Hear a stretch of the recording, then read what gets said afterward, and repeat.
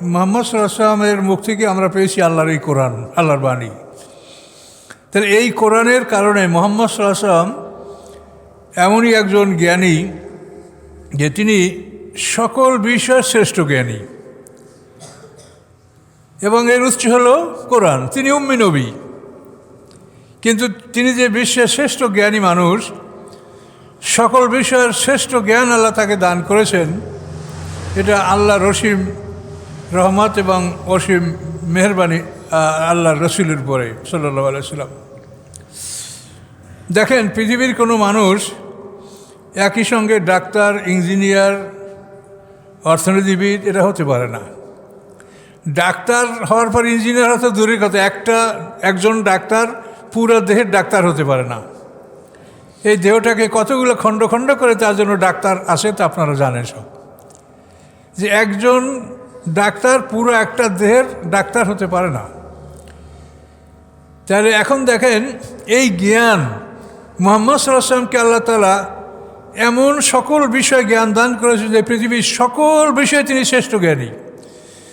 তার জন্য বিশ্বের যারা পরিসংখ্যানবিদ তারা এটা নির্ণয় করেছেন যে বিশ্বের 1 নম্বর মানুষ হলেন মুহাম্মদ সাল্লাল্লাহু আলাইহি ওয়াসাল্লাম, both religious and secular. Michael heart যে বই লিখেছে 100, এই 100 সিরিয়ালাইজ অফ 100 ম্যান সিরিয়াল করেছে, 1 2 1 2 3 এরকম করে। তাতে মাইকেল হার্টের এই বইতে তিনি মুহাম্মদ সাল্লাল্লাহু আলাইহি ওয়াসাল্লামকে বিশ্বের 1 নম্বর মানুষ বলেছেন, এবং তিনি এই কথাটা বলেছেন যে বোথ রিলিজিয়াস অ্যান্ড সেকুলার, ধর্মীয় দিক থেকে এবং পার্থিব দিক থেকে, এই দুটা দিক থেকেই মুহাম্মদ সাল্লাল্লাহু আলাইহি ওয়াসাল্লাম শ্রেষ্ঠ মানব। আর পৃথিবীর অন্য কোনো মানুষ একটা বিষয়েরই পূর্ণ জ্ঞানী হতে পারে না। তো ওনার এই লেখাটার পিছনে একটা ছোট্ট একটা ইতিহাস আছে, সেটা হলো এই যে ওনাকে যখন কুকুরের বিষ নষ্ট করার ঔষধ আবিষ্কার করতে বলা হয়েছে, তখন যারা এগুলি গবেষণা করে তাদের তো আর কোনো অর্থের অভাব নাই, প্রচুর সম্পদ তাদের জন্য ঢেলে দেওয়া, যে তোমরা যা লাগে খরচ করো এবং করো। তো উনি এটার কোনো সমাধান খুঁজে পাচ্ছেন না। তো সমাধান খুঁজে না পাওয়ার পরে উনি যেগুলোকে বলে ক্লাসিক বুক, অর্থাৎ ধর্ম সম্পর্কে যে সমস্ত বই পুস্তক, এগুলি তিনি অনুসন্ধান করতে লাগলেন। এগুলি অনুসন্ধান করে আল্লাহ রসুলের একটা হাদিস পেলেন, উলুগুল কালব, কুকুরের চাটা বা কুকুরের মুখ লাগানো, কুকুরের খাওয়া।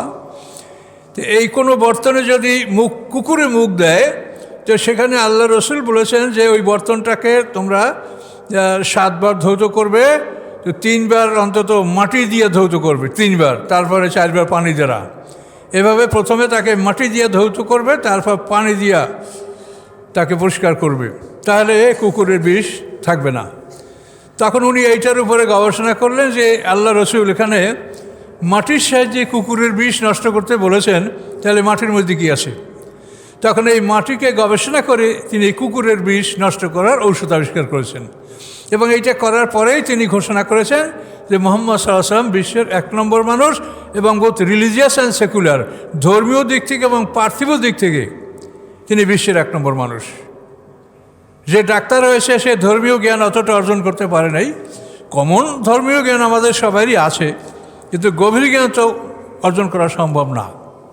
কিন্তু মুহাম্মদ সাল্লাল্লাহু আলাইহি ওয়াসাল্লামের প্রত্যেকটা বিষয় গভীর জ্ঞান ছিল, এবং এটা আল্লাহর দান, এবং এই জ্ঞানের কারণেই তাকে শ্রেষ্ঠত্ব, তার শ্রেষ্ঠত্ব ঘোষণা করা হয়, তিনি সর্বশ্রেষ্ঠ।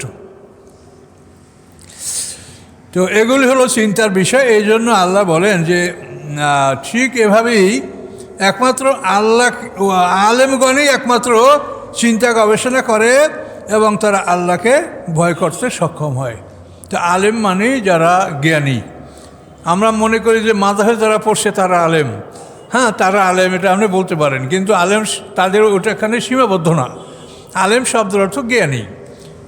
আপনি যেখানেই লেখাপড়া করেন, আপনি যদি জ্ঞান অর্জন করেন তাহলে আপনি জ্ঞানী। আর আপনি একটা ডিগ্রি নিলেন কিন্তু আপনার জ্ঞান নাই, এটার মূল্য নাই। আমাদের বর্তমানে জ্ঞানের পরিধি হলো একটা ডিগ্রি, যে এই ডিগ্রিটা তার আছে কিনা। কিন্তু আসলে জ্ঞান যাকে বলে সেই জ্ঞান খুব কম মানুষের মধ্যেই আসে। এই জ্ঞান অর্জন করতে হয় সাধনা করে। একটা মানুষ যখন কোনো একটা সাবজেক্টে MA পাস করে, তখন আমার স্যার ডক্টর মুস্তাফি স্যার বলেছেন যে MA পাস করার অর্থ এই নয় যে তুমি এই বিষয়ের জ্ঞানী হয়ে গেছো, এটার অর্থ হলো তুমি অ্যাক্সেস অধিকার করেছো, মানে তোমার জন্য এটা দরজাটা খোলা হয়েছে, তুমি প্রবেশ অধিকার লাভ করেছো। এখন তুমি প্রবেশ করো, পড়াশোনা করো, স্টাডি করো, সারা জীবন চিন্তা ভাবনা গবেষণা করো, তবে তুমি জ্ঞানী হতে পারবে। কিন্তু সার্টিফিকেট অর্জন করেছো বলেই তুমি জ্ঞানী হয়ে গেছো, তুমি কামেল পাস করছো, তুমি জ্ঞানী হয়ে গেছো, তুমি মুফতি ফতুয়া পাস করেছো, তুমি জ্ঞানী হয়েছো, এইটা চিন্তা করলে কখনোই তারা জ্ঞানী হবে না। একটা ডিগ্রি অর্জন করার অর্থ হলো অ্যাক্সেস, মানে আপনি এই বিষয়ে প্রবেশ অধিকার, মানে এই দরজা দিয়ে আপনি এখন ঢুকতে পারছেন, এখন ঢোকেন, ঢোকার পরে আপনি জ্ঞান অর্জন করেন। কিন্তু এই চিন্তাভাবনা আমাদের মধ্যে নাই। শিক্ষা প্রতিষ্ঠানে আমরাও চাকরি করে দেখেছি, ওই শিক্ষকরা যখন অবসর পায় তখন সবাই বেশি হিসাব করে বেতন কবে আসবে, বেতন কবে আসবে, বেতন আসার ডেট কবে, এগুলো নিয়েই তারা ওই চিন্তাভাবনা। কিন্তু মানে জ্ঞান চর্চা এটা খুবই কম মানুষের মধ্যে আছে। এই জ্ঞান চর্চা না থাকার কারণে আজকে আমাদের দেশে এত আলেম ওলামা মৌলবি মাওলানা, কিন্তু তারপর কোরআনের সঠিক কোনো প্রচার বা সঠিক শিক্ষা এটা সমাজে ছড়াচ্ছে না। কাজে এই জন্য জ্ঞান এটা শুধু ডিগ্রি নয়, এটা মনে রাখতে হবে। ডিগ্রি হলো অ্যাক্সেস, আপনার প্রবেশ অধিকার, যে আপনি এখানে ঢুকতে সক্ষম হয়েছেন।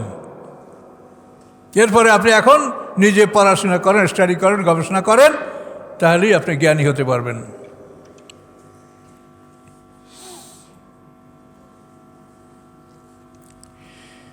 ইন্নাল্লাযীনা ইয়াতলুনা কিতাবাল্লাহ, নিশ্চয়ই যারা তেলাওয়াত করে আল্লাহর কিতাব। তো তেলাওয়াত, কিরাত, তেলাওয়াত, তাফাক্কু, কোরআন শিক্ষার 3টে স্তর। প্রথম স্তর হচ্ছে কিরাত, যেটা আল্লাহ বলছেন ফাকরাউ মা তায়াসসারা মিনাল কোরআন। নামাজে তোমাদের যেটা পড়া সহজ হয় সেটাই পড়ো। তুমি নামাজে দাঁড়াবে, তুমি আগেই কোনো সূরা নির্ণয় করবে না। তুমি নামাজে দাঁড়িয়ে সূরা ফাতিহা তো কম্পালসারি সেটা পড়তেই হবে। এরপরে কোন সূরা পড়বে ওটা নামাজে দাঁড়ানোর পরে তোমার যেটা মনে হয় সেটা পড়বে। এটা তুমি আগেই নির্ণয় করে নেবে যে আজকে আমি ফাতিহার পরে ওটা পড়বো, এটা আল্লাহ বলেন নাই। আল্লাহ বলছে তোমার জন্য যা সম্ভব, ফাতিহা তোমার কম্পালসারি ওটা পড়তে হবে, তারপর তোমার যেটা মনে আসে সেটা তুমি পড়ো। তো এই জন্য এখানে বলা হয়েছে ইয়াতলুনা কিতাবাল্লাহ। ইয়াতলুনা তেলাওয়াত, তেলাওয়াত অর্থসহ পাঠ করা এবং আমল করা। তালা শব্দের অর্থ অনুকরণ করা। অশামসি ওয়াদুহাহা ওয়াল কমারি ইযা তালাহা, সূর্যের কসম, সূর্যের আলোর কসম, চাঁদের কসম, যখন চাঁদ সূর্যের অনুসরণ করে। তালা শব্দের অর্থ অনুসরণ করা। তাই আপনি যদি না বোঝেন তো অনুসরণ করতে পারবেন? এই জন্য এখানে তেলাওয়াত শব্দটা আল্লাহ বলছেন। এবং এই কিরাত, তেলাওয়াত, তাফাক্কুর 3টা বিষয় আল্লাহ কোরআনে স্পষ্ট করে বলেছেন। কিরাতে আমরা আল্লাহর রহমত লাভ করব। ওয়াইজা কুরিয়াল কোরআনও ফাস্তামিউ লাহু ওয়া আনসিতু লাআল্লাকুম তুরহামুন, যখন তোমাদের উপরে কোরআন পাঠ করা হয় তো ফাস্তামিউ লাহু, তোমরা কান লাগিয়ে শোনো, ওয়া আনসিতু, চুপ থাকো, তাহলে তোমরা রহমত লাভ করবে। তো কোরআনের বৈশিষ্ট্য হলো যে একজনের তেলাওয়াত যদি আপনার কানে আসে তা আপনি আর তেলাওয়াত করতে পারবেন না, আপনারটা বন্ধ রাখতে হবে, বন্ধ রেখে ওটা শুনবেন। তার কারণে আপনি তেলাওয়াত করে এটা হলো মোস্তাহাব, আর আপনার শোনাটা হলো ওয়াজিব। এখন ওয়াজিব তরক করে তো মোস্তাহাব পালন করতে পারবেন না। এই জন্য কোরআনের আওয়াজ যদি কানে আসে তাহলে সেখানে চুপ করে সেটাকে শুনতে হবে, নিজের তেলাওয়াত বন্ধ করতে হবে। কিন্তু আমরা দেখি যে বক্তা সাহেবরা ওয়াজ করতে আইসা বলে আমার সাথে পড়েন আউযু বিল্লাহি মিনাশ শাইতানির রাজিম। কি এটা কেমন কথা? যেখানে আল্লাহ বলছে একজনে পড়লে অন্যজনরা শুনবে, সেখানে আপনি আমার সাথে একসঙ্গে চিৎকার দিয়ে পড়েন আউযু বিল্লাহ, আর ওই আয়াত এটা বলে না বক্তারা, এটা কি? তাহলে এদের জ্ঞানের পরিধিটা কি বলেন? এদেরকে তো আপনারা টাকা পয়সা দিয়ে আসেন ওয়াজ করার জন্য। একসঙ্গে চিৎকার করিয়া কোরআন পড়া যাবে, এটা কোরাস না যেটা আপনি চিৎকার করবেন। হ্যাঁ, প্রশিক্ষণের জন্য ছেলেদেরকে যেরকম শিক্ষকরা যেটা ভালো মনে করে, প্রশিক্ষণ পিরিয়ডে এই ছোটো বাচ্চাদেরকে ওদেরকে প্রশিক্ষণ পিরিয়ডে একসঙ্গে যদি ওরা পড়ে বা পড়ায় শিক্ষক, এটা কিন্তু এই আওতার মধ্যে পড়বে না, এটা হলো প্রশিক্ষণ পিরিয়ড। কিন্তু যখন আপনি প্রশিক্ষণ লাভ করেছেন তখন কিন্তু আপনার জন্য আর এরকম সম্ভব নয় যে আপনি একসঙ্গে চিৎকার করে সবাই পড়বেন। তাহলে কোরআনের বৈশিষ্ট্য হলো যে শুনলে চুপ করতে হবে। এই জন্য আল্লাহ বলেন ওয়াইদা কুরিয়াল কোরআনও, যখন কোরআন পাঠ করা হয় ফাসতামিউ লাহু, তোমরা কান লাগিয়ে শোনো, ওয়ানসিতু, এবং তোমরা চুপ থাকো, লাআল্লাকুম তুরহামুন, তাহলেই তোমরা আল্লাহর রহমত লাভ করতে পারবে। আচ্ছা, তেলাওয়াত। ওয়াইদা তুলিয়াত আলাইহিম আয়াতহু যাদাতুহুম ঈমানান ওয়া আলা রাব্বিহিম ইয়াতাওয়াক্কালুন, যখন তাদের উপরে আল্লাহর আয়াতগুলি তেলাওয়াত করা হয়, অর্থাৎ অর্থসহ যখন পাঠ করা হয়, যাদাতুহুম ঈমানা, তখন তাদের ঈমান বাড়ে, ওয়া আলা রাব্বিহিম ইয়াতাওয়াক্কালুন, এবং তারা রবের উপরে নির্ভরশীল হয়। তাহলে কেরাতে পাবেন রহমত, তেলাওয়াতে আপনার ঈমান বাড়বে আর তাওয়াক্কুল বাড়বে। যাদাতুহুম ঈমানা ওয়া আলা রাব্বিহিম ইয়াতাওয়াক্কালুন, ঈমান বাড়বে, তাওয়াক্কুল বাড়বে, নির্ভরশীলতা বাড়বে তেলাওয়াতে। তাহলে ঈমান এবং তাওয়াক্কুল এটা বাড়বে তেলাওয়াতে, কেরাতে পাবেন আপনি রহমত। তো এই তেলাওয়াতে ঈমান কেমনে বাড়ে দেখেন, আপনি এই যে একটা আয়াত এর অর্থ উপরে শুনলেন, এটা আপনার ঈমান আনছেন, আপনারা এটা বিশ্বাস করছেন যে না আল্লাহর কালাম। এরপরে যখন নিচের আয়াতটা আপনাদেরকে অর্থ করে শোনানো হয়, তো এটার সাথে ওইটা যোগ হয় না, আপনার ঈমান বিশ্বাস, এইভাবে আপনার ঈমান বাড়ে। তেলাওয়াতে ঈমান বাড়বে। আপনি তেলাওয়াত করছেন আকিমুসসালাহ, তা আপনার নামাজের প্রতি ঈমান আসছে। তারপর পড়লেন আতুজ জাকা, তারপর জাকাতের উপরে আপনার ঈমান আসছে। তারপরে কুতিবা আলাইকুমুস সিয়াম, এটা বিশ্বাস করলেন, তখন রোজার উপরে আপনার ঈমান বাড়লো। তাহলে তেলাওয়াতে আপনার ঈমান এবং তাওয়াক্কুল বাড়ে, কেরাতে আপনি রহমত পাবেন। আর তাফাক্কুর যদি অর্জন করতে পারেন, এটা নবী রাসূলদের পর্যায়ের মানে একটা স্তর, তাফাক্কু, গভীর জ্ঞান। এবং এই তাফাক্কুর শব্দ থেকে ফেকা শব্দ আসছে, ফেকা শাস্ত্র, এটা হচ্ছে মানে গভীর জ্ঞানের প্রতিফলন। বড় বড় ইমামরা যারা কোরআন নিয়ে, হাদিস নিয়ে বহু গবেষণা স্টাডি করেছেন, তাদের এই গবেষণার ফলে তারা যে রেজাল্ট দিয়েছেন, এটার নাম হচ্ছে ফেকা। তাহলে কোরআন শিক্ষার তিনটে স্তর, কেরাত, তেলাওয়াত, তাফাক্কু। কিন্তু আমাদের সমাজে কি এই তিনটে শিক্ষা আছে? নাই। তাহলে আমরা যদি শুধু কেরাত পড়ি, আপনি রহমত পাবো, আল্লাহর কথা তো ঠিকই আছে, কিন্তু তাদেরকে আবার আল্লাহ কথা বলছে সেটা মনে করতে হবে। সেটা হলো যে আল্লাহর আসমানি কেতাবগুলি যারা পড়ে এবং তার হক আদায় করে না, তাদের অবস্থা হলো গাধার পিঠে কাগজের বোঝা। আপনি কেরাত পড়লে রহমত পাবেন। এখন এই ছোটোবেলার থেকে আরম্ভ করে এই রহমতের কেরাত পড়তে পড়তে মৌয়াত পর্যন্ত আপনি খালি পড়লেন, কিন্তু এর অর্থ শিখলেন না, বুঝলেন না, তাহলে এটাকে কিন্তু আল্লাহ বলছেন যে গাধার পিঠে কাগজের বোঝা। মাসালুল্লাযীনা হুম্মিলুত তাওরাতা সুম্মা লাম ইয়াহমিলুহা কামাসালিল হিমারি ইয়াহমিলু আসফারা, সূরা জুমা। যাদেরকে তাওরাতের দায়িত্ব দেওয়া হয়েছিল, অতএব তারা তাওরাতের দায়িত্ব, অতঃপর তারা তাওরাতের দায়িত্ব পালন করে নাই, তাদের দৃষ্টান্ত হলো যেমন গাধা, এই গাধার পিঠে কাগজের বোঝা। গাধা কাগজ বহন কর পিঠে, তো কী বোঝে গাধা? কাগজ বহন করলো যা, ধান গম বহন করলো যা, যা বহন করে, গাধা বোঝা তো বোঝাই। তাহলে এই কথাগুলি তো সবই আল্লাহ আমাদেরকে বলেছেন। শুধু কেরাত নির্ভরশীল হতে হবে না, আপনি কেরাত শিখেছেন, এটা প্রাথমিক শিক্ষা। দ্বিতীয়, আপনি তেলাওয়াত এবং তাফাক্কু, এটা আপনারা চেষ্টা করবেন, আল্লাহ যাকে সেই জ্ঞান দান করে, সবার জ্ঞান সমান না। কাজে কিছু লোক সমাজের এমন হবে, প্রথম শ্রেণীর মানুষ, যারা এই তাফাক্কু বা এই গভীর জ্ঞান অর্জন করতে সক্ষম হবে।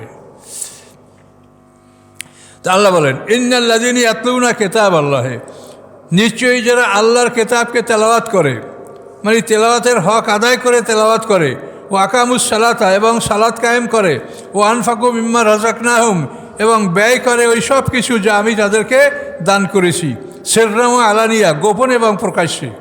দান করবেন আপনি গোপনে, প্রকাশ্যে। ইয়ারজুনা তিজারাতাল লান তাবুর, তারা এমন একটা ব্যবসার আশা করতে পারে যে ব্যবসায় কখনো তারা ক্ষতিগ্রস্ত হবে না, লোকসান হবে না। এই ব্যবসা হলো এই মানে কি বলা হলো, আল্লাহর কেতাবকে আপনি অর্থসহ তেলাওয়াত করবেন, সালাত কায়েম করবেন, সম্পদ আল্লাহর পথে ব্যয় করবেন প্রকাশ্যে গোপনে, তাহলে আপনি এমন একটা ব্যবসার আশা করতে পারেন যে এই ব্যবসা আপনার কখনো লস হবে না, সেটা হলো আপনি আল্লাহর কাছে এই ব্যবসা করে জান্নাত লাভ করবেন। এই এই ইসলামকে একটা ব্যবসা বলা হয়েছে। হাল আদুল্লুকুম আল্লাহ তেজারাতেন তুনজিকুম মিন আযাবিন আলিম। আল্লাহ বলছেন, তোমাদেরকে কি আমি এমন একটা ব্যবসার কথা বলে দেব যেই ব্যবসাটা তোমাদেরকে বেদনাদায়ক শাস্তি থেকে মুক্তি দিবে? তাহলে এটা একটা ব্যবসা। ব্যবসা মানে কি? বেচা কেনা, তাই না? ব্যবসা মানে কি? বেচা এবং কেনা, কেনা এবং বেচা, এই তো। তো আল্লাহ বলেন এটা আমার ব্যবসা, তোমার জীবন সম্পত্তি আমি কিনবো জান্নাতের বিনিময়ে। তাহলে এটা বেচা কিনা হলো না? ইন্নাল্লাহ আশতারা মিনাল মুমিনিনা আনফুসাহুম ওয়া আমওয়ালাহুম বিআন্না লাহুমুল জান্নাহ। নিশ্চয়ই আল্লাহ তাআলা খরিদ করেছেন মুমিনদের জীবন সম্পত্তি বেহেশতের বিনিময়ে। তা ব্যবসা মানে কি?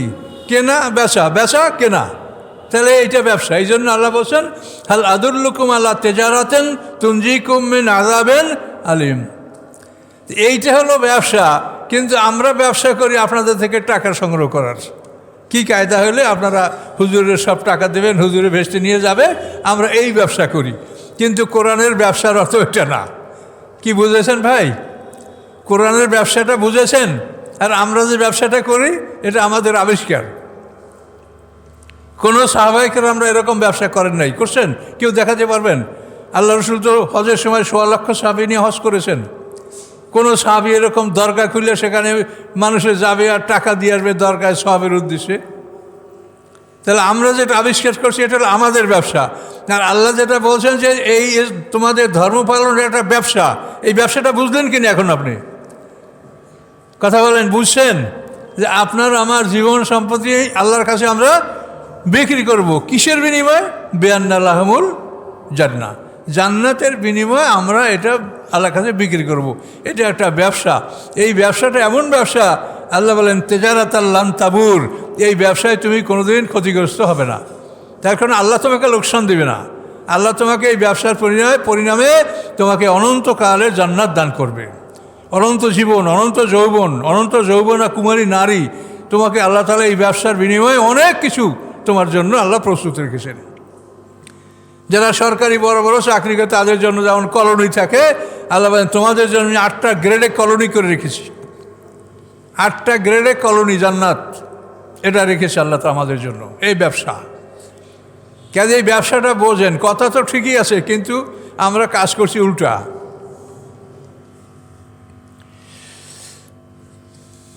আল্লাহ বলেন লাইওয়াফিয়াহুম উজুরাহুম, যে আল্লাহ তাআলা যাতে দিতে পারেন তোমাদেরকে তোমাদের পারিশ্রমিক, তোমাদের বিনিময়, তোমাদেরকে তোমাদের পারিশ্রমিক। তোমরা যে শ্রম করেছো আল্লাহর পথে, এই কষ্ট করে আপনারা মসজিদে আসেন, অনেকে শহর থেকে আসছেন, অনেকে আরও দূরের থেকে আসছেন, এই পরিশ্রমের ফলাফলটা আল্লাহ দিবে। কত কদমে আপনারা এখানে আসেন, কত দূর থেকে আসেন, কে কী করেছেন, প্রত্যেকটি ক্ষেত্রে আপনি আল্লাহর কাছে বিনিময় পাবেন। লাইওয়াফিয়াহুম উজুরাহুম, যে আল্লাহ তাআলা পুরোপুরি দান করবেন তাদেরকে তাদের বিনিময়। ওয়ায়াজিদাহুম মিন ফাদলিহি, এবং আরও বাড়িয়ে দেবেন তার নিজের অনুগ্রহ হতে। আপনার পাওনা যায় এটা তো দিবে, তারপরে নিজের পক্ষ থেকে আল্লাহ দিবে। আল্লাহর কি কোনো অভাব আছে? সমস্ত পৃথিবীর সম্পদ, আকাশ পৃথিবী, এরকম কত পৃথিবীর সম্পদ তার কাছে, তিনি আরও অনুগ্রহ দান করবেন। ইন্নাহু গাফুরুন শাকুর, এরপরেও খবর হলো যে তিনি ক্ষমাশীল এবং কৃতজ্ঞতা গ্রহণকারী। যদি আপনার কোনো ভুল ত্রুটি হয়ে থাকে আল্লাহর কাছে ক্ষমা চাবেন, তিনি ক্ষমাশীল, তিনি ক্ষমা করবেন। এবং শাকুর মানে আপনারা যা করে এটা প্রত্যাখ্যান করা হবে না, এটা রিজেক্ট করবেন না। এই শাকুর অর্থ এটা, তিনি কৃতজ্ঞতা গ্রহণকারী। অর্থাৎ কেউ অল্প করছে, কেউ বেশি করছে, একজনে মানে সুরে ফাতিহা কুল হুয়াল্লাহ ছাড়া আর কোনো সূরা জানে না, সে ওই দিয়েই নামাজ পড়ে। আর যে ভালো জানে সে বড় বড় সূরা পড়ে, অনেক রাত পরে, অনেক সুন্দর করে। আর যে ছোট, একে আল্লাহ তাআলা ফেলাইয়া দিবে না। আমরা অনেক সময় যেগুলো প্রয়োজন না এগুলো আমরা রিজেক্ট করি, দরকার নাই। কিন্তু আল্লাহ বলছেন যে না, আমি তোমাদের ছোট বড় সবই গ্রহণ করব। মা ইয়াফআলু মিন খায়রিন ফালা ইউগফারু, আল্লাহ বলছেন যে কল্যাণকর যে কাজগুলি যা করা হয় তার কোনোটাকেই আল্লাহ তাআলা প্রত্যাখ্যান করবেন না। এটা বিরাট ব্যাপার। আমি তো ছোটোবেলায় মাছ ধরতে গেলে বড় বড় মাছটা খালই বলে আমার দেশে তুলেছি, ছোটোখাটো তো জাল ধরে ফেলাই দিয়েছি, এগুলো কী তুলবো? এই যে চিংড়ি মাছের এত দাম, আমার জীবনে আমি মাছ ধরি তখন এগুলো ফেলাই দিছি, এগুলো কি বাড়িতে নেবো কি জন্য? তা আল্লাহ বলেন যে আমি কিন্তু তোমাদের ছোট বড় যে যা তোমরা করো আমি কোনোটা ফেলে দেব না। এই জন্য বলা হয়েছে গাফুরুন শাকুর, ইয়াফআলু মিন খায়রিন ফালা ইউখবারু। মানুষেরা যে কল্যাণকর কাজগুলি করে এটাকে আল্লাহ তাআলা কখনোই অগ্রাহ্য করবেন না। তার কারণ সৃষ্টি তো তার, তিনি জানেন যে আমি কাকে কতখানি জ্ঞান দিয়েছি। সৃষ্টি তো তার, তিনি জানেন যে কাকে কতখানি জ্ঞান দেওয়া আছে। এবার এই জ্ঞান অনুসারে হিসাবটা তিনি নেবেন। আমার হিসাব আর আপনার হিসাবে এক হবে না। আমাকে আল্লাহ যেটুকু জ্ঞান দিয়েছে আমার জ্ঞান অনুযায়ী হিসাব। এইভাবে প্রত্যেকটা মানুষকে তার জ্ঞান অনুসারে তার থেকে হিসাব নেওয়া হবে। এটা কঠিন ব্যাপার। ওয়াল্লাযী আওহাইনা ইলাইকা মিনাল কিতাবি হুয়াল হক, আল্লাহ বলেন আমি আপনার প্রতি ওহির মাধ্যমে যে কিতাব নাযিল করেছি এটা সত্য। আল্লাহ সাক্ষী দিচ্ছেন, এই আল্লাহর কালাম, এটা সুবহান আল্লাহ সাক্ষী দিচ্ছেন। ওয়াল্লাযী আওহাইনা ইলাইকা, আমি যা ওহী করেছি আপনার প্রতি হে রাসূল, মিনাল কিতাবে, এই কিতাব হতে, কিতাবের অংশ, হুয়াল হক, এটা সত্য, মুসাদ্দিকা, এবং এটা অনুমোদনকারী, লিমা বাইনা ইয়াদাইহি, এর সামনের কিতাবগুলির। এর সামনের কিতাব কী ছিল? ইনজিল, তাওরাত, জাবুর, এগুলিকে অনুমোদন করে, এগুলোকে দিয়ে কনফার্ম করে। আপনারা যেরকম রেজুলেশন অনুমোদন করেন না, যে মানে বিগত সবার মন্তব্য পাঠ করে অনুমোদন করা হলো, তা আপনারা এখন আজকের নূতন মিটিংয়ে পুরাতনটাকে আপনারা কী করলেন? অনুমোদন করলেন। এই মুসাদ্দিকার শব্দের অর্থ অনুমোদন, যে পিছনের কিতাবগুলিকে এই কোরআন অনুমোদন করেছে, সত্য বলে সাক্ষী দিয়েছে। নিশ্চয়ই আল্লাহ তাআলা তার বান্দার সম্পর্কে খবরও রাখেন এবং দেখেন। কত সুন্দর কথা, তিনি খবর রাখেন, দেখেন। যে আল্লাহর দৃষ্টি ছাড়া, আল্লাহর হুকুম ছাড়া একটা গাছের পাতা পড়ে না, সেই আল্লাহ কি আমাদের কর্মকাণ্ড দেখেন না? বলেন বলেন কি অবস্থা আল্লাহর? তিনি খাবির, তিনি সব কিছুর খবর রাখেন, সব কিছু দেখেন। মহা কুদরতের মালিক আল্লাহ। কিন্তু আমরা, এই শয়তান আমাদেরকে দুনিয়ার দিকে এমন ফিরে, এমন দৃষ্টি আমাদের সামনে তুলে ধরে, যার জন্য আমরা সব কিছু ভুলে যাই। এই জন্য নিচের দিক তাকাই হাঁটতে বলছে আল্লাহ, যে তুমি উপরে তাকাইও না, নিচে তাকাই হাঁটো, তাহলে তুমি ভালো থাকবে। যতই বেশি দেখতে যাবে ততই তোমার চিন্তাটা ডাইভার্ট হয়ে যাবে, অ্যাটেনশনটা, মনোযোগটা ডাইভার্ট হয়ে যাবে। তুমি আল্লাহর দিকে তোমার ধ্যান খেয়ালটা ছুটে অন্যদিক চলে যাবে। কিন্তু যথাসম্ভব তুমি তোমার পথের দিক তাকাইয়েই তুমি হাঁটো। কুল্লিল মুমিনিনা ইয়াগুদ্দু মিন আবসারিহিম, মুমিনরা যেন চক্ষু নিচে রেখে চলে। অকুল্লিল মুমিনাতি ইয়াগুদ্দুনা মিন আবসারিহিন্না, এবং মুমিন নারীদেরকে বলেন তারা যেন চক্ষু অবনমিত রেখে চলাফেরা করে। এটা কেন? আপনি যতই তাকাবেন ততই আপনার অ্যাটেনশন ডাইভার্ট হবে, আপনি মনোযোগটা ঠিক রাখতে পারবেন না, মনোযোগটা আপনার একদিক থেকে অন্যদিকে চলে যাবে। মসজিদ থেকে যে মন নিয়ে আপনি বের হন, পৃথিবীর যে কোনো একটা জিনিস তাকালে পরেই আপনার সেইটা মসজিদের এটা ভুলে গিয়ে আপনার ওইটার দিকে আপনার মনটা ঘোরে, যেটা কীরকম লোক কিরো, এই ভাটাটা কার, এই বাড়িটা কার, হ্যাঁ, এই পুকুরটা কার, এই মনের মধ্যে এগুলি কিন্তু ঘুরল। আর যদি আপনি কোনো দিক না তাকান তাহলে আপনি ভালো থাকতে পারবেন। মানুষের জন্য আল্লাহ কত সতর্কবাণী নাযিল করেছেন, এটা অবাক কাণ্ড। সুম্মা আওরাসনাল কিতাব আল্লাযীনা ইসতাফাইনা মিন ইবাদিনা, সুম্মা মানে পরে, অতঃপর আমি উত্তরাধিকারী বানালাম কিতাবের, এই কিতাব মানে আসমানি কিতাবের, আল্লাযীনা ইসতাফাইনা মিন ইবাদিনা, আমার বাছাইকৃত একদল বান্দাদেরকে। নবী রাসূলদের তিরোধানের পরে, নবী রাসূলদের পৃথিবীর থেকে বিদায় হয়ে যাওয়ার পরে আল্লাহ বলেন, অতঃপর আমি আমার বাছাইকৃত একদল বান্দাকে আসমানি কিতাবের ওয়ারিস বানালাম। তোমরা 7 মিনিট আগে আমরা বললো 7 মিনিট থাকতে অন্য একটু কথা আছে। সুম্মা আওরাসনাল কিতাব আল্লাযীনা ইসতাফাইনা মিন ইবাদিনা, অতঃপর আমি উত্তরাধিকারী বানিয়েছি এই কিতাবের আমার এমন একদল বান্দাকে যাদেরকে আমি বাছাই করেছি। কিন্তু তারপরেও ফামিনহুম যালিমুন নাফসি, তাদের মধ্যে প্রথম দলটা তারা জালেম, নিজেদের উপর অত্যাচারী, অমিনহুম মুক্তাসিদ, এবং তাদের মধ্যে দ্বিতীয় দলটা মধ্যমপন্থী, অমিনহুম সাবিকুম বিল খায়রাতি বিইজনিল্লাহ, এবং তাদের তৃতীয় দলটা আল্লাহর হুকুমে সৎকর্মে অগ্রগামী। যালিকা ফাদলুল কাবীর, এবং এটা হলো সবচেয়ে বড় অনুগ্রহ। তার আল্লাহ তাআলা যাদেরকে আসমানি কিতাবের ওয়ারিস বানিয়েছেন তারা আল্লাহর বাছাই করা বান্দা, মানে তারা টেস্টে অ্যালাউ হয়েছে সবাই, কিন্তু ফাইনালে ম্যাক্সিমাম ফেল করে গেল। তার কারণ তাদের প্রথম দলটাই জালেম, দ্বিতীয় দলটা মধ্যমপন্থী, তৃতীয় দলটা আল্লাহর হুকুমে সৎকর্মে অগ্রগামী, এবং এটা আল্লাহর সবচেয়ে বড় অনুগ্রহ। এই যে কথাটা, এটা বিরাট কথা। এগুলি আলোচনা করতে গেলে অনেক সময় আলেমরা এরা মুখে আঙ্গুল দেয়, এগুলো বললেন না।